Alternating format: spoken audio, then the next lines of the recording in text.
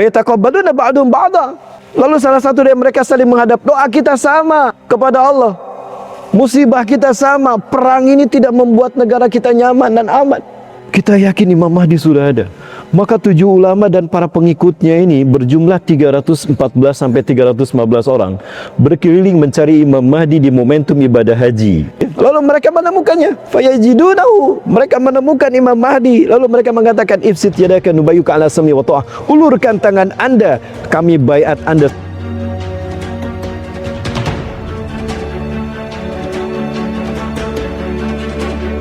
Salawat dan salam selalu pada uswah dan qudwah kita Rasulullah Muhammad sallallahu alaihi wasallam, yang belakangan ini semakin terasa pembuktian kebenaran dari apa yang beliau sabdakan,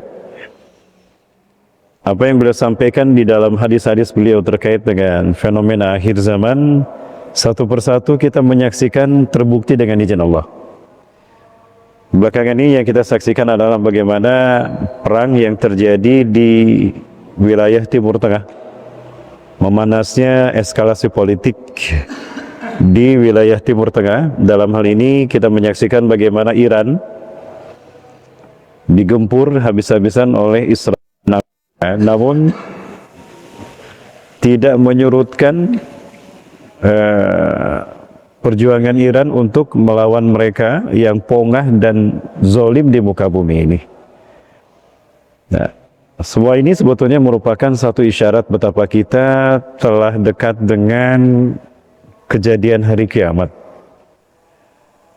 Kita sedang dihadirkan oleh Allah peristiwa demi peristiwa yang menjadi rangkaian kita menuju kembalinya kita kepada Allah Subhanahu wa taala, kampung akhirat. Beberapa peristiwa ini kemudian Rasulullah SAW sebutkan dalam banyak hadis, sehingga para ulama kemudian membuat satu sketsa tentang bagaimana peristiwa-peristiwa itu terjadi. Seperti yang Bapak Ibu saksikan di layar screen, ini saya perlihatkan pada Bapak Ibu. Ini adalah gambaran dari peristiwa-peristiwa yang akan terjadi berdasarkan hadis Rasulullah SAW, dan ini merupakan tanda-tanda kita berada di ujung zaman, berada di gerbang hari kiamat. Ya, seperti yang Bapak Ibu saksikan di depan. Nah, yang pertama adalah Perang Dunia Ketiga. Perang Dunia Ketiga. Nah, Perang Dunia Ketiga terkait dengan hadis Rasulullah SAW adalah sesuatu yang membuat saya juga merinding. Kenapa saya katakan merinding? Karena apa yang Rasul sabdakan benar-benar terbukti. Salah satunya adalah apa yang disampaikan oleh Abu Hurairah radhiyallahu anhu. Kita tahu Abu Hurairah radhiyallahu anhu adalah sahabat yang paling banyak meriwayatkan hadis. Ya, sahabat yang paling banyak meriwayatkan hadis, kurang lebih 5.674 hadis. Nah, beliau berkata kepada para tabi'in, murid-muridnya.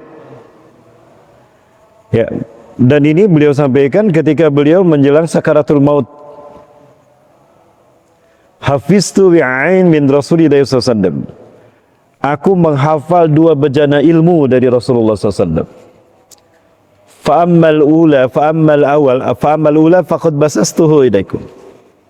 Adapun bejana ilmu yang pertama sungguh aku telah sampaikan pada kalian. Wa ammal akharu fa in basastuhu quti'a hadal bul'um. Adapun bejana ilmu yang kedua, jika aku sampaikan kepada kalian, maka leherku ini akan Jadi ada 2 bejana ilmu yang didapatkan Abu Hurairah radhiyallahu anhu dari Rasulullah SAW. Yang satu sudah disampaikan sepanjang hidup Abu Hurairah, yang kedua disembunyikan.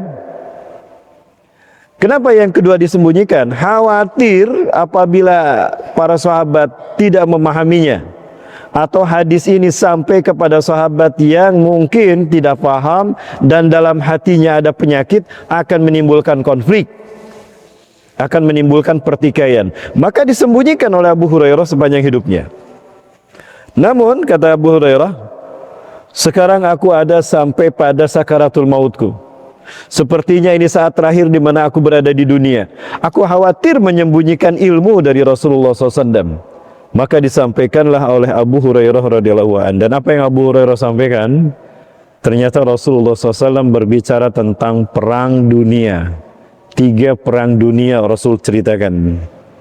Seperti apa gambarannya? Bapak Ibu bisa saya sampaikan. Ini yang disampaikan oleh Abu Hurairah radhiyallahu anhu. Yang saya sendiri merinding Bapak Ibu. Betapa kita berada di ujung peradaban. Nah Bapak Ibu sekalian bisa kita lihat. Nah sebelum saya lanjutkan, saya sapa terlebih dahulu yang saya hormati dan saya muliakan karena Allah, Bapak Ketua Dewan Kemakmuran Masjid An-Nazirat bersama jajarannya. Juga yang saya hormati dan saya muliakan karena Allah, Bapak para hadirin kaum muslimin muslimat rahimakumullah. Dan di depan Bapak Ibu sekalian dilihat, menjelang wafatnya Abu Hurairah pernah berkata kepada para muridnya. Muridnya Abu Hurairah berarti tabi'in, karena Abu Hurairah ini sendiri adalah sahabat. Ya, tabi'in artinya mereka yang beriman kepada Allah dan Rasul, hidup bertemu dengan para sahabat dan tidak bertemu dengan Rasulullah SAW, hidup dan mati dalam keadaan Islam. Itu tabi'in. Nah, Abu Hurairah mengatakan, hafiztu min Rasulillah SAW wi'ain. Aku hafal dari Rasulullah SAW 2 bejana ilmu. Fa amma ahaduhuma, adapun yang pertama, fabasastuhu, aku sudah menyampaikannya pada kalian. Semuanya sudah aku sampaikan. Wa ammal akharu, adapun yang kedua yang berikutnya, falau basastuhu, andai saja aku sampaikan, quti'a hadzal bul'u, maka leherku ini taruhannya kalian akan memotong leherku. Nah, kenapa Abu Hurairah menyembunyikannya?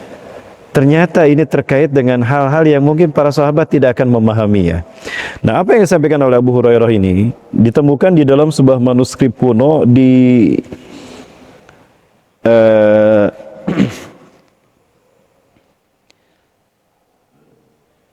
Turki. Itu ada di perpustakaan Topkapi kalau tidak salah, Perpustakaan Nasional Turki di Istana Topkapi. Ya, itu ada manuskrip yang berumur 12 abad. 1200 tahun. Di mana manuskrip ini kemungkinan besar ditulis di zaman Tabi'in abad kedua Hijriah. Jadi kemungkinan memang ini ditulis oleh muridnya Abu Hurairah radhiyallahu anhu. Kitab ini berjudul Salam wa Harfi Akhir Zaman Arab, Keselamatan dan Peperangan di Akhir Zaman. Kitabnya itu. Bagaimana bunyinya? Bapak Ibu kita lihat sama-sama. Perang akhir zaman adalah perang dunia. yakni kali ketiga sesudah 2 perang besar sebelumnya. Nah, ini Rasulullah bercerita bahwa ternyata ada 3 perang dunia yang Rasulullah sebutkan dan para sahabat tidak mendengarnya. Menjelang wafat Abu Hurairah menyampaikan, ya, banyak sekali yang mati di dalam perang itu.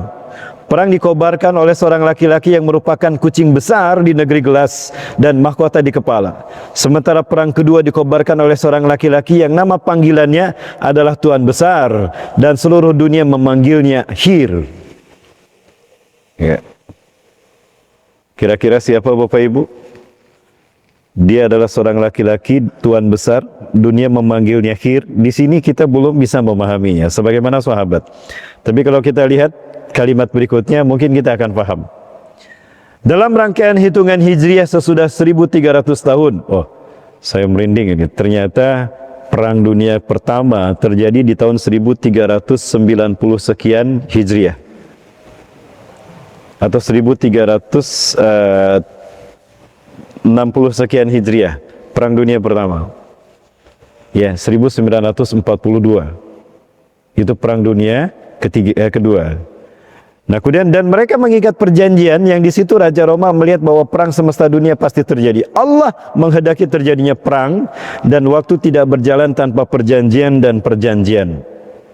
Lalu berkuasalah seorang laki-laki dari negeri yang bernama Jerman, bernama Al-Hir. Nah, dari sini baru kita paham. Sahabat tidak akan ngerti negara yang bernama Jerman. Sahabat tidak akan paham siapa Hir ini. Kitalah sekarang yang paham. Itulah kenapa disembunyikan oleh Abu Hurairah. Kira-kira siapa?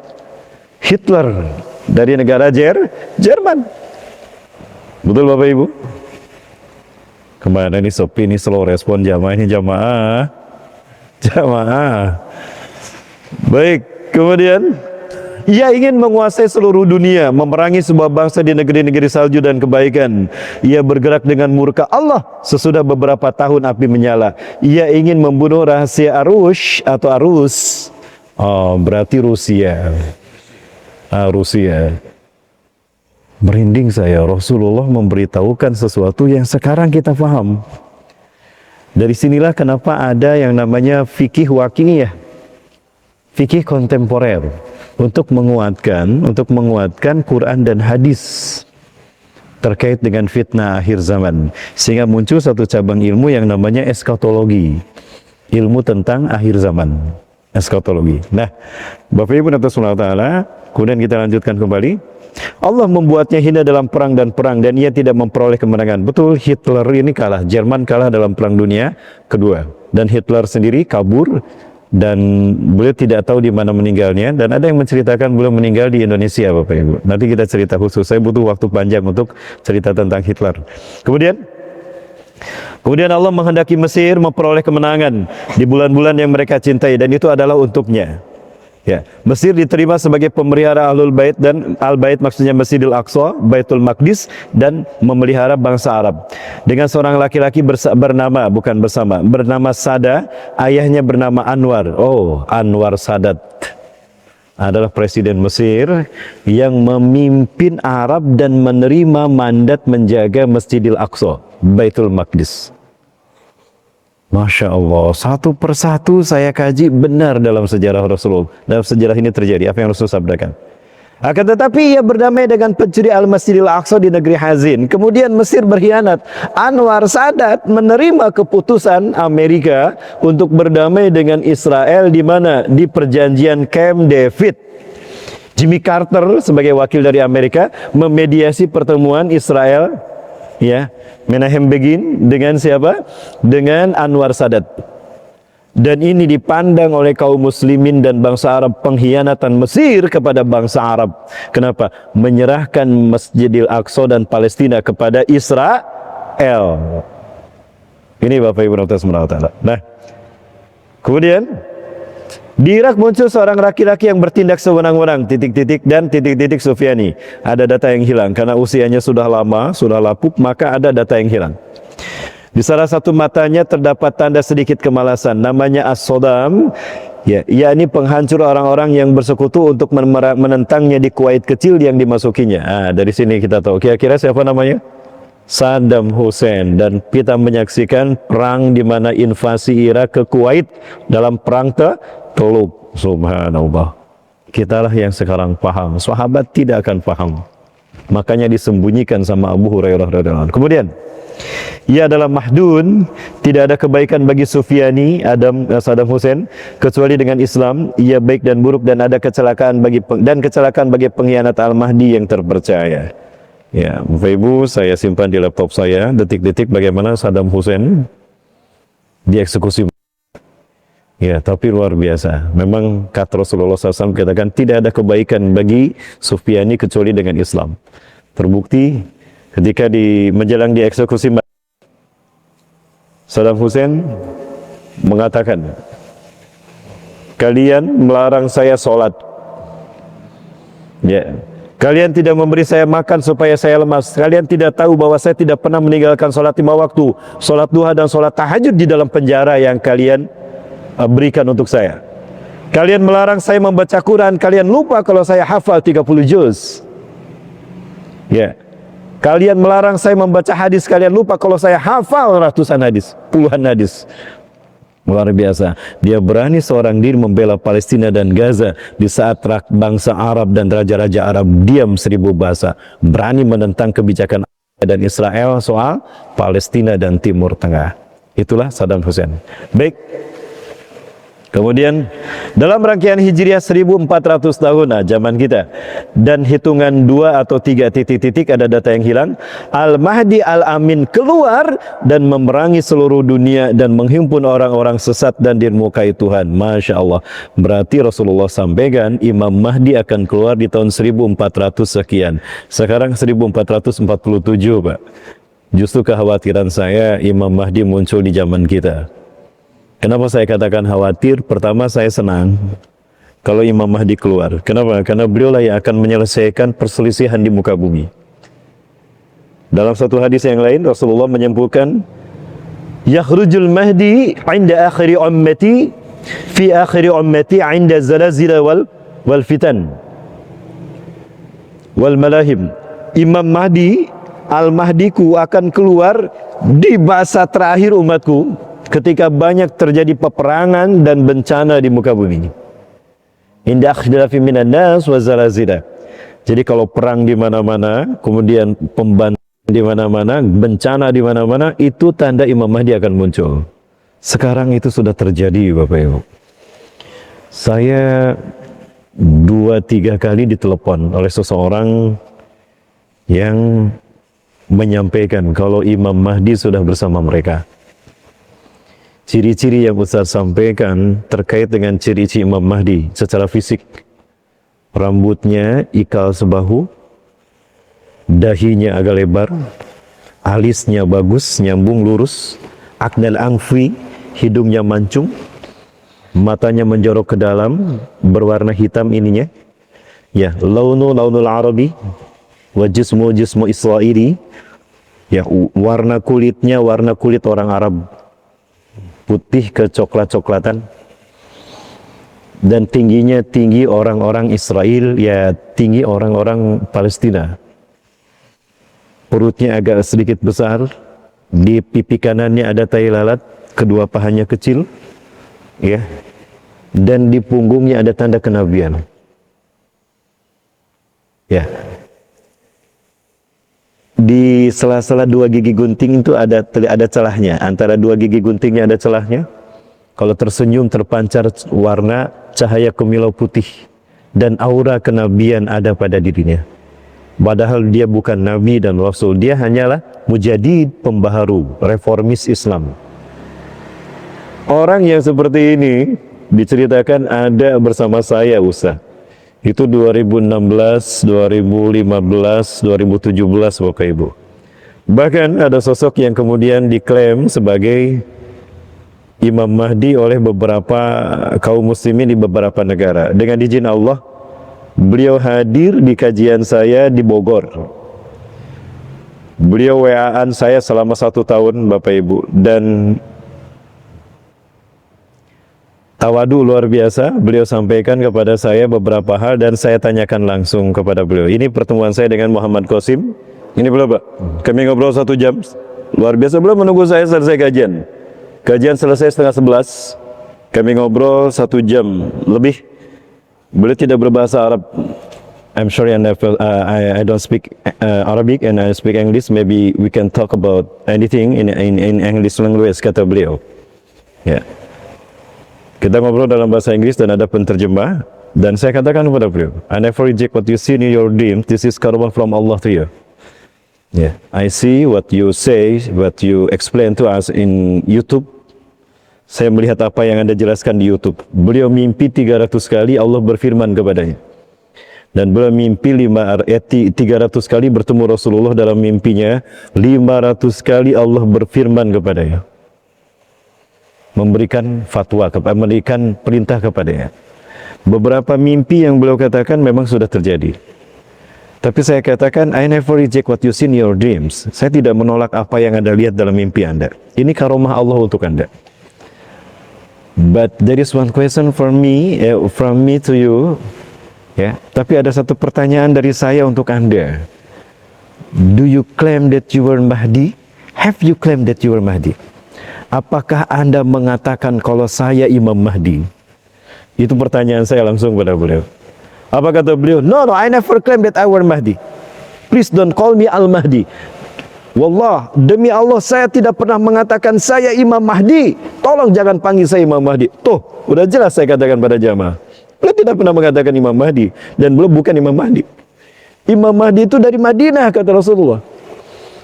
Ketika orang-orang ulama-ulama Arab, kana sab'atu ulama min biladil muslimin yashkuna 'ala Allah ila Allah 'azza wa jalla amama al-Ka'bah. 7 ulama dunia, kata Rasulullah, mengadu kepada Allah tentang buruk dan kehancuran pada negara mereka, tentang kezoliman penguasa mereka, dan tentang peperangan yang mereka alami, penderitaan negara mereka. Mereka mengadukan kepada Allah di depan Ka'bah. Ya. Fa yataqabbaluna ba'dhum ba'dha. Lalu salah satu dari mereka saling menghadap. Doa kita sama kepada Allah. Musibah kita sama. Perang ini tidak membuat negara kita nyaman dan aman. Kita yakin Imam Mahdi sudah ada. Maka 7 ulama dan para pengikutnya ini berjumlah 314 sampai 315 orang berkeliling mencari Imam Mahdi di momentum ibadah haji. Fawajaduna. Ya, lalu mereka menemukannya. Fayajidunahu. Mereka menemukan Imam Mahdi. Lalu mereka mengatakan, Ifsid yadaka nubayyuka ala sami wa ta'ah. Ulurkan tangan anda, kami baiat anda sebagai Imam Mahdi kami. Nah, orang ini, kata Rasulullah, menarik tangannya. Lastu Mahdian. Aku bukan Imam Mahdi. Ana ihda minal ansar. Saya adalah salah satu dari orang-orang Ansor. Nah, dari sini kita tahu Imam Mahdi yang sesungguhnya tidak akan pernah mengatakan saya Imam Mahdi. Tidak pernah mengklaim, bahkan menolak. Buktinya dia menarik tangannya. Lastu Mahdian. Saya lastu Mahdian, saya bukan Imam Mahdi. Yang kedua beliau mengatakan ana ihda minal ansar, saya adalah salah satu dari orang Ansor. Artinya beliau orang Madinah. Nah, yang Bapak Ibu saksikan ini Muhammad Qasim, beliau dari Pakistan. Ya, dari Karachi, kalau tidak salah dari Karachi, Pak. Ya, yuwati ismu ismi wa ismu abi ismu abi, kata Rasulullah. Namanya sama dengan namaku dan nama ayahnya sama dengan nama ayahku, Muhammad bin Abdullah. Ini Muhammad Qasim bin Abdul Karim. Ciri-ciri fisiknya ada tidak Pak Bapak sekalian? Tidak ada. Ya. Dan mohon maaf sekali, ada hal yang rahasia yang kemudian boleh ungkapkan pada saya, yang ini sebetulnya aib dan tidak mungkin dimiliki oleh seorang Imam Mahdi, seorang pembaharu. Imam Mahdi Muhammad bin Abdullah adalah representasi kemuliaan Rasulullah di tengah-tengah umat manusia di akhir zaman. Ada banyak syarat kemuliaan yang ada pada beliau, maka tidak mungkin ada hal-hal yang tidak layak untuk beliau. Beliau ngaku pada saya, Bapak sekalian. Jujur ya, tapi ini aib kalau saya sampaikan. Masih ada WhatsApp-nya di HP saya. Dalam bahasa Inggris, beliau jujur kepada kami.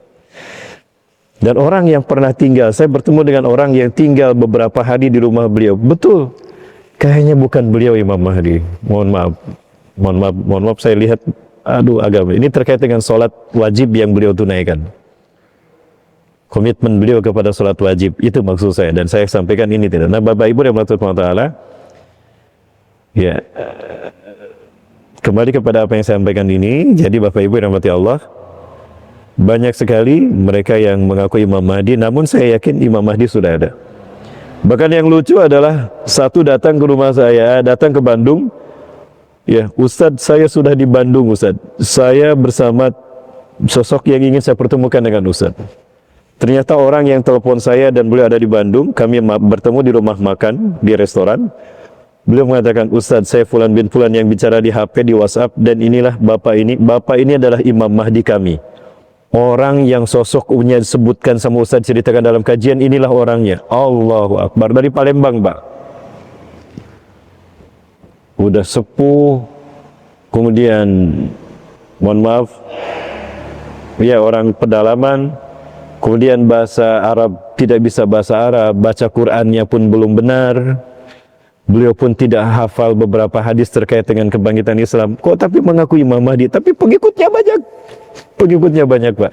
Ini fenomena akhir zaman yang kalau tanpa ilmu terkait dengan Quran dan hadis akhir zaman, maka kita akan terkecoh, Bapak Ibu. Baik, kita kembali kepada materi kita. Jadi dalam hadis ini dikatakan Imam Mahdi akan keluar di tahun 1400 sekian Hijriah. 1400 sekian Hijriah dalam hitungan 2 atau 3 tahun mungkin ya. Kemudian, dan orang-orang yang terseret dalam kemunafikan di muka bumi Isra Mi'raj di tepi Bukit Majdun. Nah, Bapak Ibu, di Palestina ini ada sebuah wilayah dan itu strategis untuk menguasai wilayah Syam. Para pengamat geopolitik dunia, saya ada bukunya, buku ramalan politik, dikatakan bahwa ada satu wilayah di Palestina yang bernama Urah Majdun. Urah itu nama sebuah bukit, Majdun lembahnya. Dari situlah terkenal dengan nama Urah Majdun dalam bahasa Arab. Dalam bahasa Inggris dikatakan Armageddon. Dan ini yang dikatakan oleh gurunya Adolf Hitler. Palestine is the heartland of the world. Who can take over this Palestine? He can take over the world. Palestina adalah jantung dunia. Siapa yang bisa menguasai Palestina, Urah Majdun, dia pasti menguasai dunia. Ya, subhanallah. Dan memang Palestina ini secara geografis Bapak Ibu, dia menghubungkan benua Afrika, Eropa dan Asia. Semua benua dihubungkan oleh Palestina. Maka tidak salah kalau mayoritas nabi dan rasul 90% itu lahir di Palestina, dibesarkan di Palestina, menyebar ke seluruh dunia. Jadi peradaban manusia ini sumsumnya itu Palestina. Nah, maka Israel ingin menguasai dunia, dia mulai dengan Palestina. Itu Bapak Ibu sekalian berarti. Kemudian dalam perang itu keluar seorang ratu dunia, pelaku makar dan pelacur. Kita lihat. Dalam perang itu keluar seorang ratu dunia, pelaku makar dan pelacur. Namanya Amerika. Allahu Akbar. Ratu dunia dan Amerika, apa maksudnya Bu? Apa ikon Amerika Bapak Ibu? Patung Liberty. Betul? Itu ikon Amerika. Patung Liberty itu adalah patung ratu. Dan Amerika, Bapak Ibu lihat Los Angeles, pelaku makar. Saya perlihatkan pada Bapak Ibu, ia menggoda dunia waktu itu dalam kesesatan dan kekafiran. Bapak Ibu, ini pengakuan mereka secara tertutup tentang Afghanistan dan Irak menyediakan minyak yang bisa memperpanjang umur Amerika 150 tahun ke depan. Sementara tahun 95 persediaan minyak Amerika menipis. Nah Bapak Ibu, ini isunya. Termasuk kenapa Gaza dibakar oleh Israel 2 tahun berturut-turut sejak 7 Oktober 2023. Itu juga terkait dengan minyak. Di Laut Gaza, cekungan Levan Basin itu tersimpan minyak bumi 122 miliar kubik gas bumi dan 171 triliun barel gas bumi. Allahu Akbar. Jumlah yang sangat fantastis. Kalau dikumpulkan, itu nilainya 3 kali lipat RAPBN Indonesia. Sementara Israel sedang ingin membuat kanal Ben Gurion. Kanal yang menghubungkan Teluk Aqobah ke Laut Tengah. Ya, kenapa? Karena Iran akan diserang, Selat Hormuz pasti ditutup. Perang ini Pak sudah direncanakan 25 tahun yang lalu. Videonya saya simpan di sini. Jadi mereka menyerang 9 negara. Pertama mereka menyerang Somalia, lalu mereka akan menggulingkan Libya, Muammar Gaddafi, lalu mereka akan menyerang Mesir, mengkudetakan siapa? Muhammad. Itu sudah mereka lakukan. Kemudian mereka akan memerangi Suriah, mereka memerangi Lebanon, lalu mereka memerangi Sudan, dan terakhir mereka memerangi Iran. Ini sudah mereka sampaikan, sudah mereka bahas beberapa tahun yang lalu. Dan negara-negara yang mereka gulingkan, pemimpinnya itu sudah mengingatkan rakyatnya dan negara-negara Arab. Mereka yang Bapak Ibu saksikan ini sekarang sudah dihukum oleh Amerika. Semuanya Bapak Ibu sekalian. Os países representados en el Muammar Gaddafi ingin menciptakan Liga Arab, menyaingi NATO, menciptakan fakta kekuatan ekonomi dan pertahanan militer Arab. Takut Amerika dan Israel, ditangkap Muammar Gaddafi, dihukum. Saddam Hussein berani menentang kebijakan dari Israel, ditangkap, digantung. Muhammad ingin menciptakan Mesir yang bersyariat Islam dan ingin menghidupkan persaudaraan Islam di Afrika dan Timur Tengah, ditangkap dan dipenjara, meninggal di syahid gugur insya Allah di dalam penjara. Bapak Ibu, semua apa yang dilakukan ini adalah kejahatan. Dan ini membuktikan kebenaran hadis Rasulullah dalam apa yang disampaikan oleh Abu Hurairah tadi. Ya. Ya, dalam perang itu keluarlah seorang ratu dunia, pelaku makar dan pelacur, namanya Amerika. Masya Allah. Ya, ia menggoda dunia waktu itu dengan kesesatan dan kekafiran. Kemudian Bapak Ibu Saudara, sementara itu Yahudi dunia saat itu berada di tempat yang paling tinggi. Mereka menguasai seluruh Al-Quds dan Al-Madinah Al-Muqaddasah. Hari ini kita menyaksikan bagaimana mereka menguasai Palestina dan mereka membantu rakyat di sana. Bapak Ibu, sampai hari ini Palestina masih ya, Bulan Januari kemarin, tanggal 19, saya bersama istri dan rombongan Indonesia, kami ke Palestina, Bapak Ibu. Kami ke Palestina, kami sholat di Masjidil Aqsa. Ya, dan jangan lupakan mereka, Palestina ini masih ini kondisi di bulan Ramadan kemarin, Bapak Ibu sekalian. Dan apa yang terjadi di Palestina ini merupakan satu bukti kebenaran hadis Rasulullah SAW, Bapak Ibu. Ya. SPM pun memberikan dokumentasi kepada kita, Bapak Ibu sekalian. Ini saya perlihatkan bagaimana dokumentasi yang disampaikan oleh SPM terkait dengan bagaimana porak-porandanya Gaza. Ini adalah fakta-fakta empiris bagaimana roadmap berdakwah di muka bumi. Maka tidak salah kalau Rasulullah tidak bertoleransi untuk mereka. La taqumus sa'ah.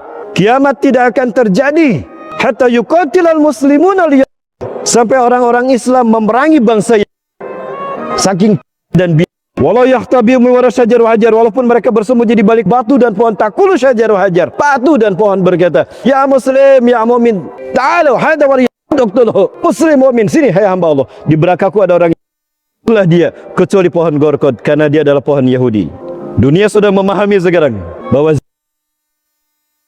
dengan kejahatan mereka di muka bumi, hakikatnya bukan ancaman dan mengingin memerangi umat Islam, tidak, tapi mereka memerangi peradaban manusia. Mereka memusnahkan peradaban manusia. Apapun yang mereka perangi dalam umat Islam, dunia sudah sepakat itu. Demi Allah, Bapak Ibu, maka ini merupakan fakta menguatnya keyakinan Imam Mahdi akan segera akan hadir dan Islam akan segera tegak, insya Allah. Betul jamaah?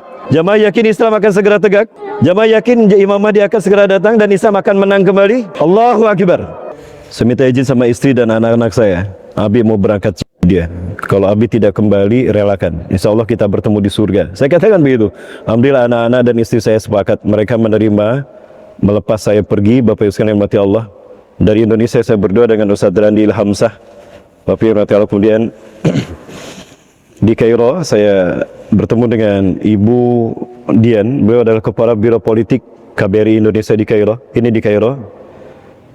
Bulan Januari, akhir Januari 2024, Bapak Ibu. Nah ini Budian, kepada Budian kami sampaikan rencana saya dan Ustadz Randi masuk lewat Gaza, lewat Rafah. Dari Kairo kami ke Ismailiyah, dari Ismailiyah ke Al-Aris, dari Al-Aris ke Rafah, masuk ke Gaza. Ya Bapak Ibu berkati Allah. Nah, pada beliau saya sampaikan, dan beliau mengatakan, Ustadz, Bapak Presiden menyampaikan pada saya, ini WhatsApp-nya masih ada.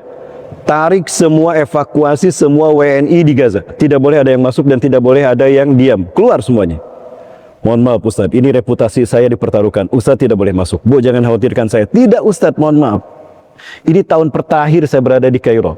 Tugas saya sebagai Kepala Biro Politik di KBRI. Saya tidak mau merusak reputasi beliau. Akhirnya saya hanya di perbatasan saja. Nah, saya bertemu dengan beberapa tokoh di sana. Ini disaksikan Palang Merah Indonesia, Pak Arifin dan Pak Ridwan. Ini Pak Ustadz Randi Ilhamsah dari Panam. Beliau tinggal di Panam, Pekanbaru ya. Bang dikenalkan Bang Randi ya. Nah, ini Dr. Muhammad Ramadan, Direktur Rumah Sakit Palestina di Kairo. Ini Bang Rido, kuliah di Al-Azhar Kairo. Bapak Ibu, kepada mereka kami sampaikan rencana memberikan bantuan. Hampir 1 miliar saya bawa. 600 juta cash, yang 700 juta cash, yang 300 itu kami transfer. Ya, untuk apa? Untuk obat anestesi Bapak Ibu. Nah, ini kepada Sekjen Bulan Sabit Merah Palestina, Mr. Tareq Arafat, dan ini Dr. Muhammad Ramadan. Uang itu kami serahkan dalam bentuk pounds Mesir dan dolar. Mesir mengalami invasi. Dan ini kami sebelum masuk ke dalam mengunjungi satu demi satu pasiennya. Di perbatasan saya menjerit, ya Allah, jangan kau terima doa-doa mereka, ibadah mereka ya Allah. Mereka bungkam seribu bahasa. Mereka menyaksikan saudara mereka 2 tahun dibantai, kelaparan, di embargo, hanya bertahan dari dedaunan Bapak Ibu.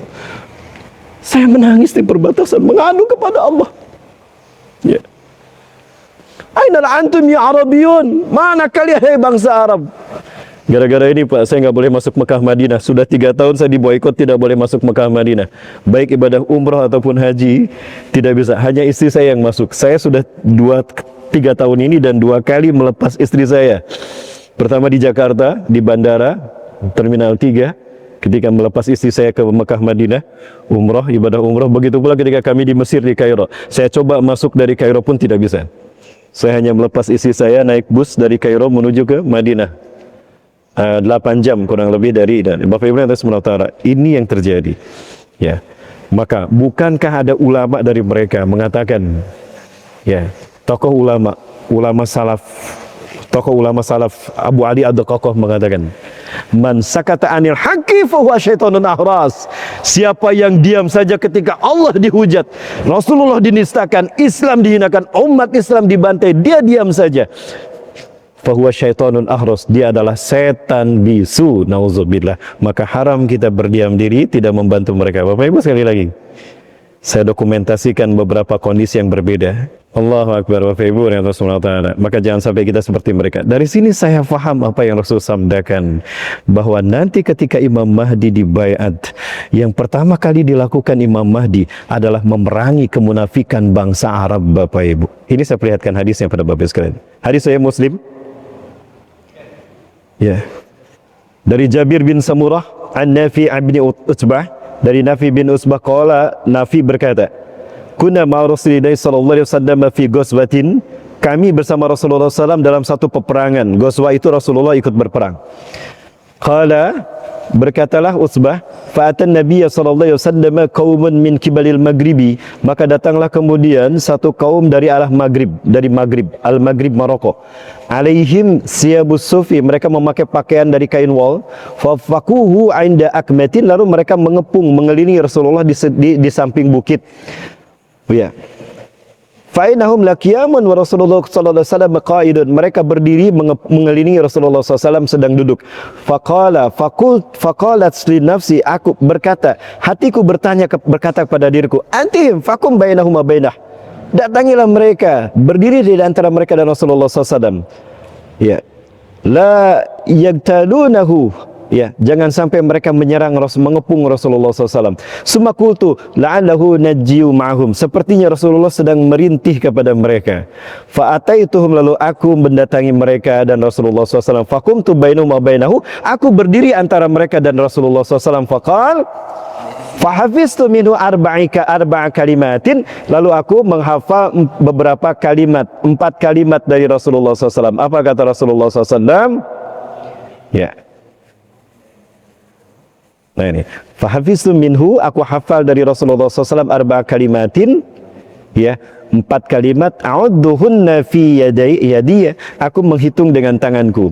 Faqala, Rasulullah bersabda, tagzuna jaziratil Arab fayaftahuha Allahu, kalian akan memerangi jazirah Arab, kemunafikan raja-raja Arab, maka Allah akan memenangkan perang itu untuk kalian. Summa Farisa, dan kalian akan perang melawan Persia, Iran, fayaftahuha Allah, lalu Allah akan memenangkan kalian atas Iran. Summa tagzuna Rum, lalu kalian akan memerangi Romawi, fayaftahuha Allah, lalu Allah akan memenangkannya untuk kalian. Summa tagzuna Dajjal, lalu kalian akan memerangi Dajjal, fayaftahuha Allah, lalu Allah akan memenangkannya untuk kalian. Faqala Nafi, ya Jabir, la nara ad-Dajjal yakhruju hatta yuftah Rum. Saya yakin Dajjal tidak akan datang melainkan Romawi sudah selesai. Bapak Ibu, inilah urutan peperangannya.